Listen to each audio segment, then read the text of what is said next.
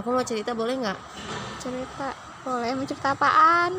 Sebenarnya sih ini nggak boleh diceritain ya, cuman ya istilahnya aku udah percaya sama kamu. Nggak apa-apa. Gak apa-apa. Aku mau cerita tentang suami aku ke kamu. Suami Bunda Anggi, emang kenapa suami Bunda Anggi?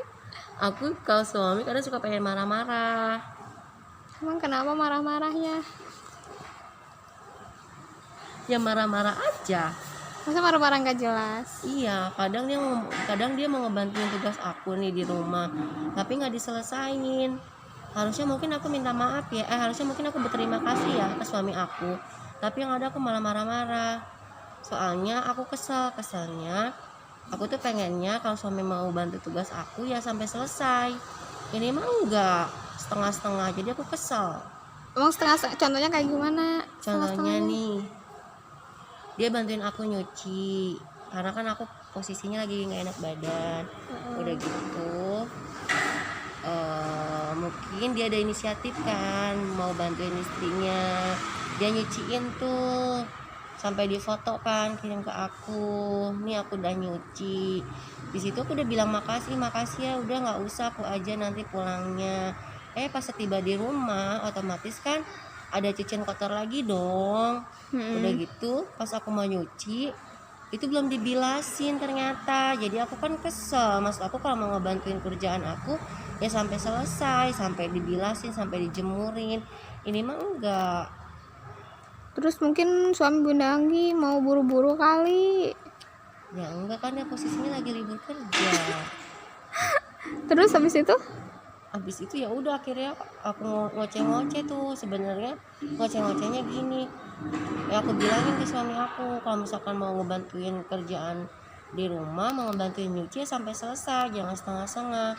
Dan akhirnya dia terlontar kata-kata, ya udah kalau kayak gitu segitu aja udah aku bantuin, aku udah ngeringanin tugas kamu, kalau kayak gitu mah ya udah aku nggak mau ngebantuin lagi.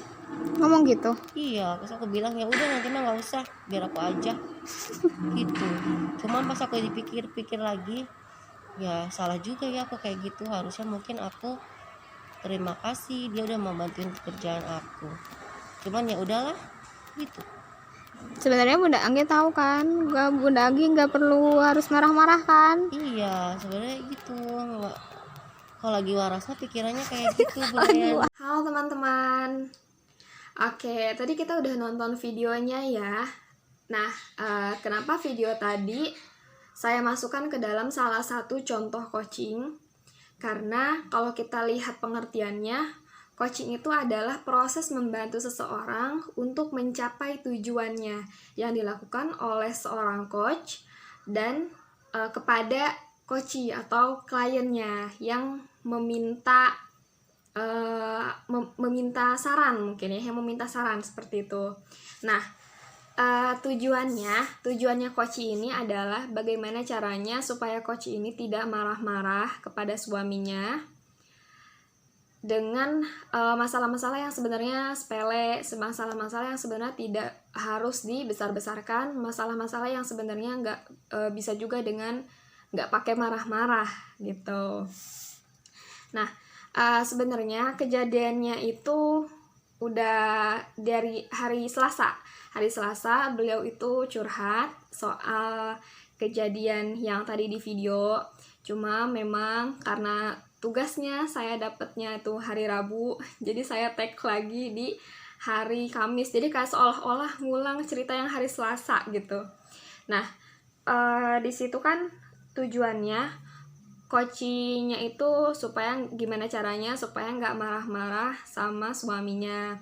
Jadi kejadiannya itu suaminya ini dalam keadaan sakit dan istrinya masih tapi istrinya ngajar gitu, jadi ditinggal di rumah. Walaupun dalam keadaan sakit, suaminya ini masih sempat membantu mencuci pakaian gitu, merendam. Cuma kalau nggak salah diceritanya itu nggak sampai selesai gitu, nggak sampai selesai sehingga menurut si istrinya itu membuat 2 kali pekerjaan gitu, membuat 2 kali kerjanya tuh lebih capek lagi gitu. dan istrinya tuh bilang kalau misalnya nggak bisa selesai ya udah nggak usah gitu, karena percuma, karena akan membuat saya bekerja 2 kali dan lebih capek lagi gitu. Nah, sebenarnya masalah marah-marah itu bukan pada kejadian ini aja, tapi memang sering curhat tuh hal-hal yang lain, dan itu menurut saya hal-hal yang sepele gitu. Nah, pada intinya Koci ini tahu harus bagaimana gitu, dan sebenarnya sering banget nyesel ketika udah marah-marah tuh nyesel gitu. Kenapa harus kayak gini ya? Kenapa harus kayak gini ya? Kan masih bisa dibicarakan baik-baik, kan masih bisa nanya dulu kayak gitu. Sebenarnya sudah menyadari hal itu, tetapi memang mungkin emosinya tidak kontrol, gak stabil, jadinya berujung marah-marah sama suaminya. Nah, di akhir pembicaraan itu saya bertanya kepada beliau, sebenarnya beliau tuh harus bagaimana gitu agar tidak selalu marah-marah gitu. Nah, beliau itu sebetulnya kalau misalnya pulang ke rumah sudah tahu, oh oke, nggak usah nggak usah marah nih, nggak usah marah, biarin aja gitu. Cuma memang lagi-lagi ketika kejadian itu ada di depan mata, nggak bisa ngontrol emosi itu gitu. Nah, di akhir pembicaraan beliau itu meminta saran gimana caranya supaya ya nggak kejadian lagi gitu. Padahal kan ya beliau menyadari, padahal udah beruntung loh suaminya itu membantu gitu. Nah, di akhir pembicaraan itu saya hanya berkata, Bunda mungkin di pikirannya tuh tahu, oh ya nggak boleh marah-marah. Coba mulai sekarang Bunda masuk ke rumah itu harus tetap dalam keadaan senyum, Terus kalau misalnya di depan mata itu kejadian lagi ataupun hal apapun yang membuat marah, coba katakan, oke, tenang, katakan nggak dalam hati, supaya kata-kata itu terdengar di telinga, kemudian teringat dan menjadi ekspresi yang baik-baik aja. Oke, tenang, tanya dulu. Jadi supaya terklarifikasi. Dan alhamdulillah itu kan sebetulnya kejadiannya curhat itu hari Selasa gitu. Dan beliau itu mencoba melakukan di hari Rabu, kemudian mencoba melakukan lagi di hari Kamis, dan alhamdulillah merasa lebih baik, walaupun sebenarnya ya masih nahan-nahan, kadang juga nggak bisa tetap aja nggak kontrol gitu.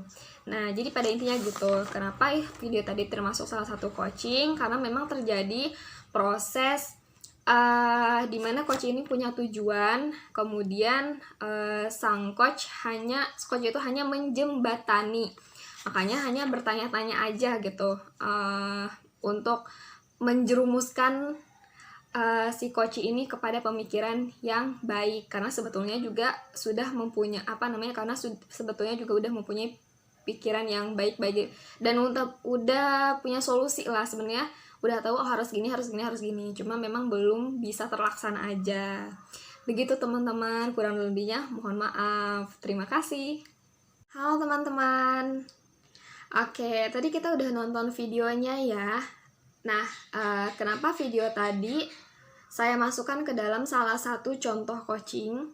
Karena kalau kita lihat pengertiannya, coaching itu adalah proses membantu seseorang untuk mencapai tujuannya yang dilakukan oleh seorang coach dan kepada coachee atau kliennya yang meminta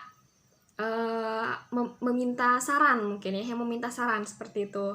Nah, tujuannya coachee ini adalah bagaimana caranya supaya coachee ini tidak marah-marah kepada suaminya dengan masalah-masalah yang sebenarnya sepele, masalah-masalah yang sebenarnya tidak harus dibesar-besarkan, masalah-masalah yang sebenarnya nggak bisa juga dengan nggak pakai marah-marah gitu. Nah, sebenarnya kejadiannya itu udah dari hari Selasa. Hari Selasa beliau itu curhat soal kejadian yang tadi di video. Cuma memang karena tugasnya saya dapatnya itu hari Rabu, jadi saya tag lagi di hari Kamis, jadi kayak seolah-olah ngulang cerita yang hari Selasa gitu. Nah, di situ kan tujuannya coachingnya itu supaya gimana caranya supaya nggak marah-marah sama suaminya. Jadi kejadiannya itu suaminya ini dalam keadaan sakit dan istrinya masih tetap, tapi istrinya ngajar gitu, jadi ditinggal di rumah. Walaupun dalam keadaan sakit, suaminya ini masih sempat membantu mencuci pakaian gitu, merendam. Cuma kalau nggak salah di ceritanya itu nggak sampai selesai gitu, nggak sampai selesai sehingga membuat, menurut si istrinya itu, membuat 2 kali pekerjaan gitu, membuat 2 kali kerjanya tuh lebih capek lagi gitu. Dan istrinya tuh bilang kalau misalnya nggak bisa selesai, ya udah nggak usah gitu, karena percuma, karena akan membuat saya bekerja 2 kali dan lebih capek lagi gitu. Nah, sebenarnya masalah marah-marah itu bukan pada kejadian ini aja, tapi memang sering curhat tuh hal-hal yang lain, dan itu menurut saya hal-hal yang sepele gitu.